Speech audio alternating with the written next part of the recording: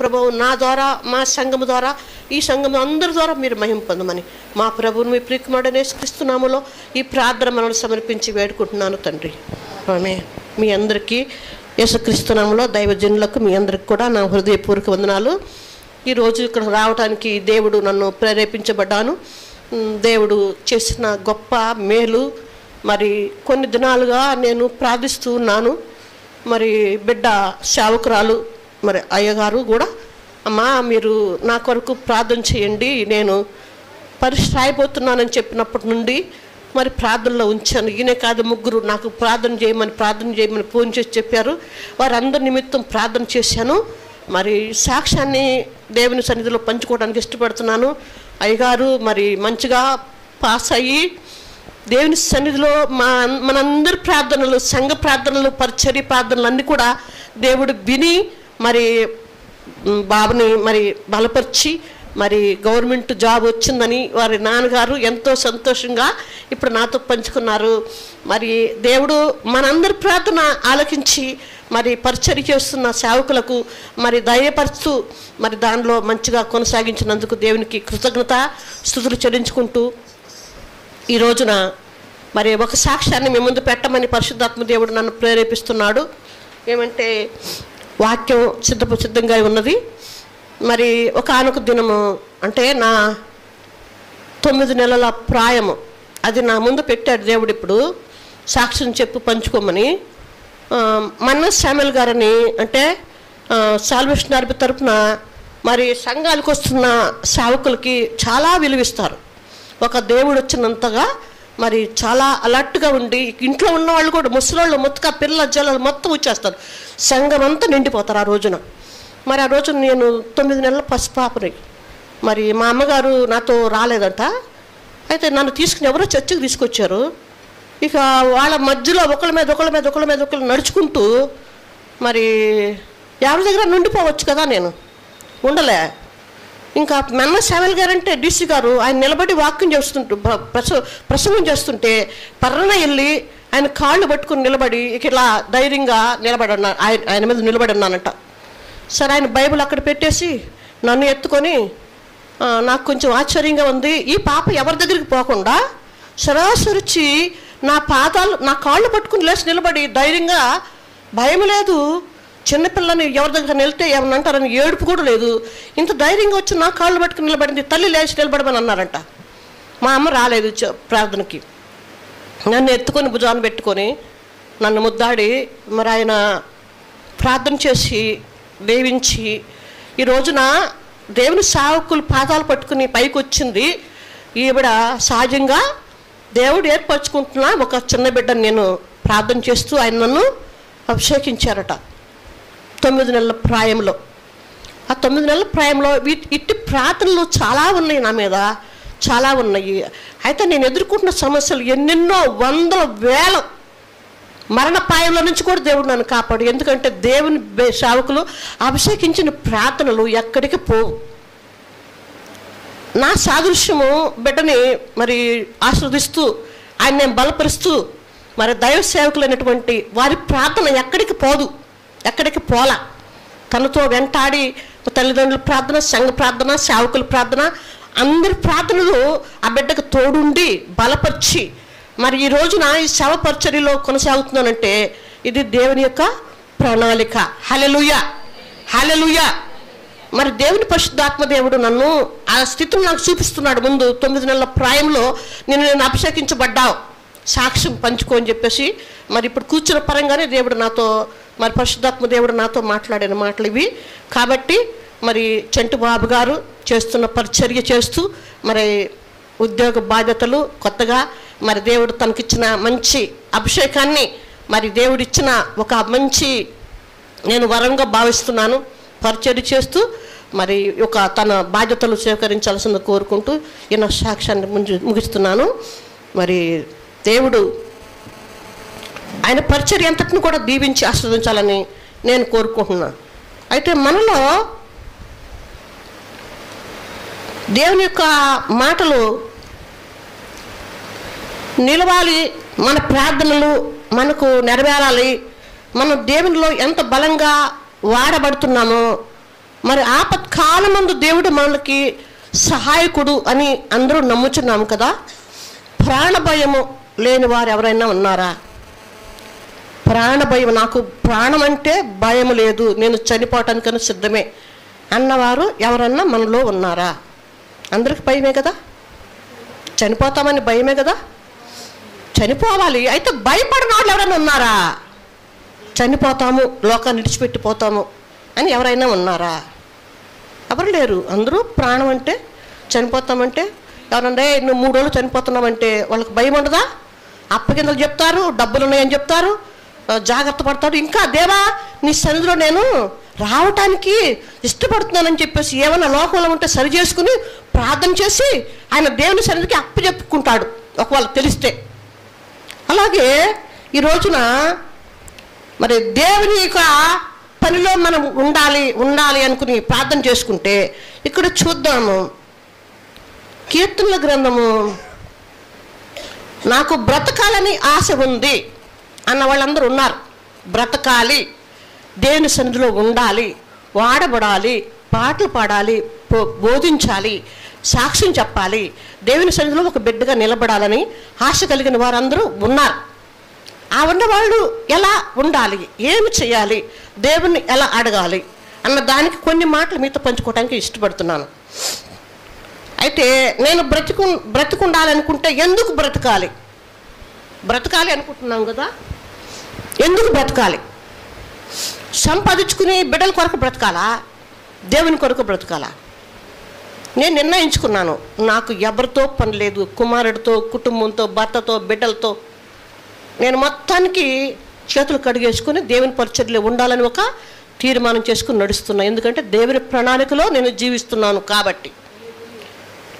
ఇక్కడ చూద్దాము, 119 దావీదు కీర్తన 37వ వచనం చదివి సహాయం చేయండి.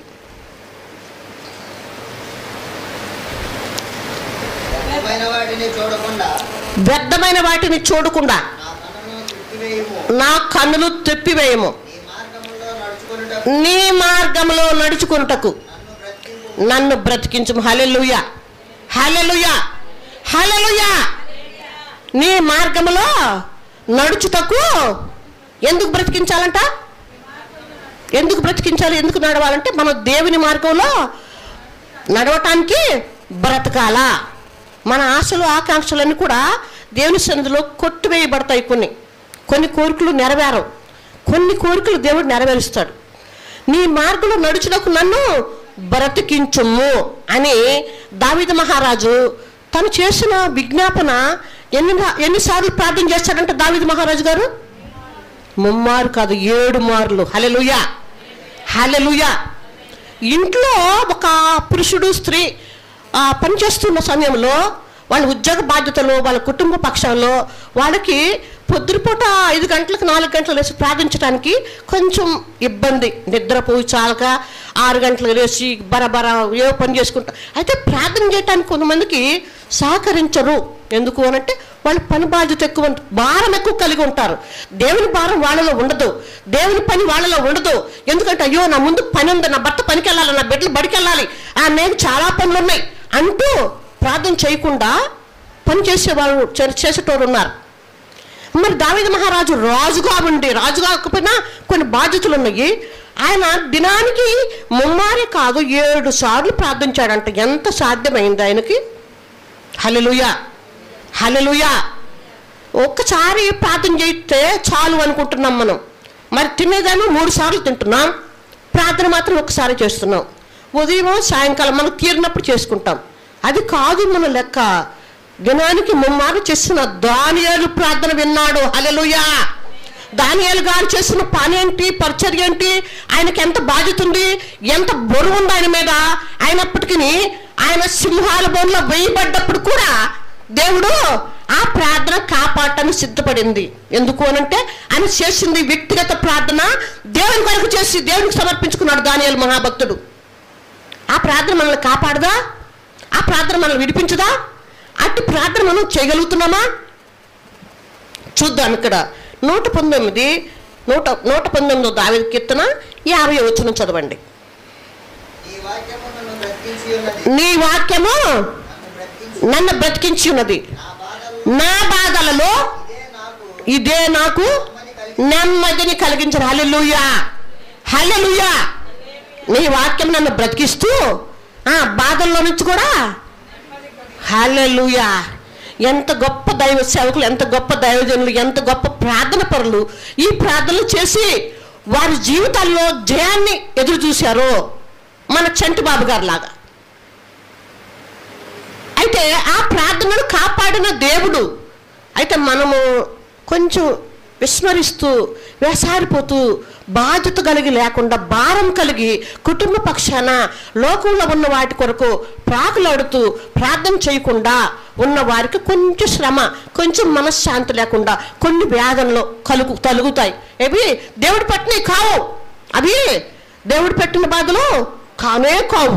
ఎందుకంటే దేవా నాకు ఈ శ్రమలు పెట్టావు, నేను ఇంటి బాధ అనుభవిస్తున్నాను, ఇది నువ్వు పెట్టిందేనా అని చెప్పి దేవుడి మీద నింద వేయటం తప్పు. అయితే మన ప్రార్థన చేయకపోవటమే మనకి కొంచెం నెమ్మది ఉండదు.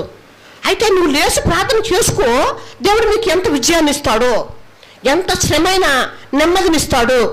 ఆ బాధలే నాకు నెమ్మదిని కలుగు చేస్తుంది. నీ వాక్యం నన్ను బ్రతికిస్తుంది. చూద్దాం ఇక్కడ చిన్న ఏమంటే, ప్రార్థించకపోయినా పలకరిస్తూ ఉంటావు, పోయినా కలవరిస్తూ ఉంటావు, ఎందుకింత ప్రేమ నాపై యేసయ్యా, ఎందుకింత జాలి నాపై యేసయ్యా, ఎందుకింత ప్రేమ నాపై యేసయ్యా, ఎందుకింత జాలి నాపై యేసయ్యా, ఏ రుణమో నా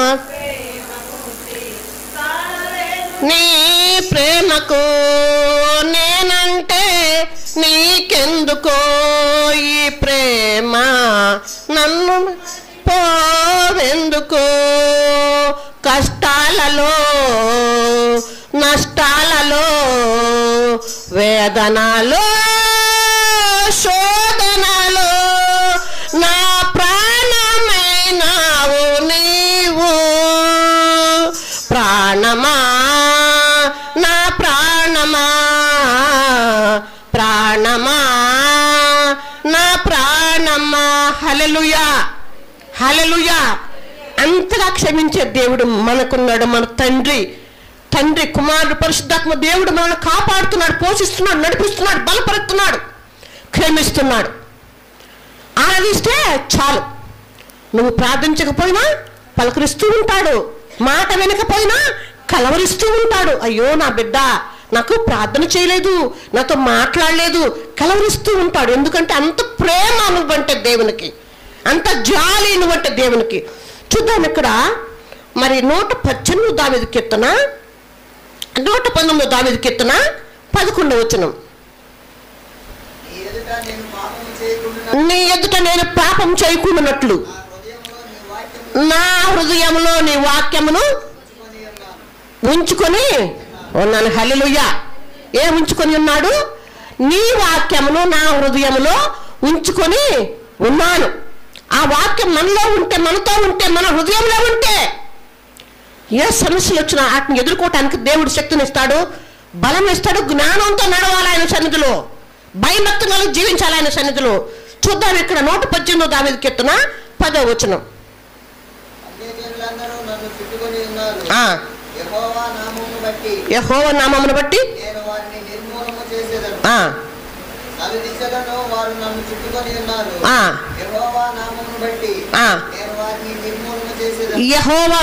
బట్టి అన్ని జనులు వారికి తెలియదు, వారికి ఎలా ఆరాధించాలో కూడా తెలియదు. పాపం వారు నలుమూల నుంచి వాళ్ళు చుట్టుకుని ఉంటారంట ఆయనను వారిని నిర్మూలం చేస్తున్నాడట దేవుడు. ఎందుకంటే తన బిడ్డలైనటువంటి వారిని ఆస్వాదించుకుంటూ చంకన పెట్టుకుంటూ ముదిమి వచ్చు వరకు ఎత్తుకొని ముద్దాడును, చంక పెట్టుకొని కాపాడును, యేసయ్యా తల్లిలా లాలించును.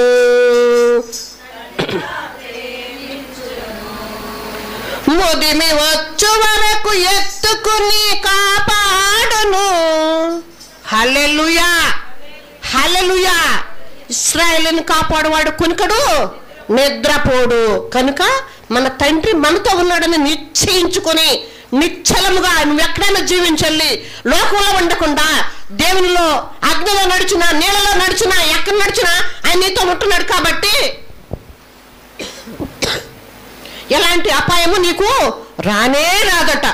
చూద్దాం 84వ కీర్తన 11వ వచనం చదివి సహాయం చేయండి. దేవుడైన యెహోవా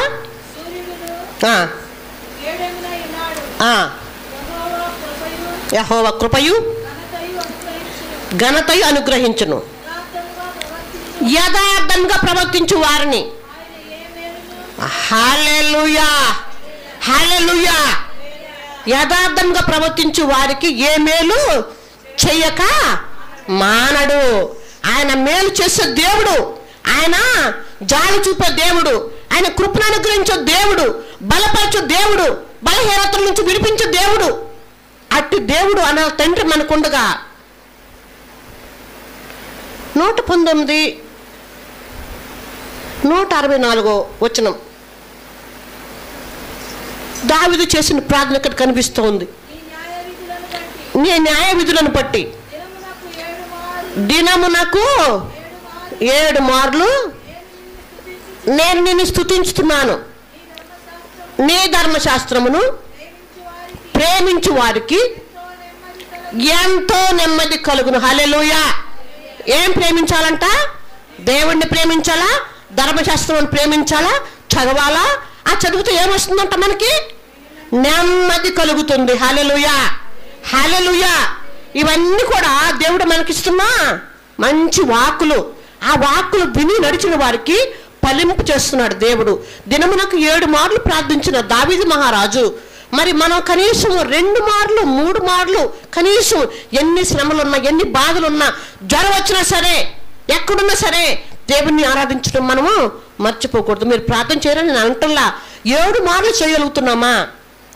కనీసం 3 మార్లను చేయగలుగుతున్నామా? 2 మార్లు చేస్తేనే చాలా కష్టం, ఆయాసం మనకి. 7 మార్లు చేసిన దావీదు మహారాజు ఎన్ని జయాలు పొందాడట చూద్దాం. 119 దావీదు కీర్తన 165 వచనం. భక్తిహీనులు నీ కట్టడలను వెతుకుటలేదు గనుక రక్షణ వారికి దూరంగానున్నది. చాలయ్యా. భక్తిహీనులు ఏం చేస్తారంట? ఆయన్ని వెతకటం లేదు, వారికి నెమ్మది ఉండదు. నీ కట్టడలను వారు అనుసరించరు, ఎందుకంటే వారికి నెమ్మదే లేదట. హల్లెలూయా. వారికి నెమ్మదే లేదంట. నెమ్మది లేని వారుగా మనం ఉండం. ఎందుకు అంటే మన దేవుని బిడ్డలు, ఆయన రక్తంలో కడగబడిన వారము, ఆయన రక్తంతో మనం ప్రోక్షించబడుతున్న వారము, ఆయన రక్తంలో మనం నడిపించబడుతున్న వారము. మరి దేవుని సేవకులు సంఘం పట్ల, సంఘ బిడ్డల పట్ల ఎంత బాధ్యత కలిగి ఉంటారో. ఒక తండ్రిలా మరి ఏ కుటుంబానికి, ఏ సంఘానికి, ఏ గ్రామంలో, ఏ పరిస్థితులు ఎలా ఉన్నా వారు ప్రత్యేకంగా వారి కొరకు ప్రార్థిస్తారు దైవ సేవకులు. ఎందుకంటే వారి ప్రార్థన దేవుడు వింటున్నాడు కాబట్టి మన ప్రార్థన కూడా దేవుడు వింటాడు. అట్టి దేవుని కృప, దీవెన, ఆశీర్వాదము మనం పొందుకుంటున్నామంటే దైవ సేవకుల ప్రార్థన కష్టం ఎంతైనా ఉంది మన మీద. కాబట్టి వారి ప్రార్థనలు, వారి ఒక ఆశయాల్లో మనం నెరవేర్చేవారుగా ఉండాలి. సంఘారాధన క్రమంగా వచ్చి ఆరాధనలో పాల్పంపులు పొందుతూ వారు చేస్తున్న, వాళ్ళు సేవకులు చెప్తున్న మాటలు, ప్రార్థనలో వారు చేసే ప్రతి ప్రార్థన మనల్ని ఎలా నడిపించాలో వారు నడిపిస్తున్న విధానానికి, వారి ఆజ్ఞకు మనం కూడా పద్ధతిలో నడిపిస్తే దేవుని సంఘం, దేవుని బిడ్డలుగా ఉండి మనం పాల్పంపులు పొందుతామని కోరుకుంటూ ఈ నా మాటలు ముగిస్తున్నాను. దేవుడు తన పరిశుద్ధ మాటలు దీవించి ఆస్వాదించి మహిమ ఘనత ప్రభావం పొందుకొనుగాక. ఆమేన్, ఆమేన్.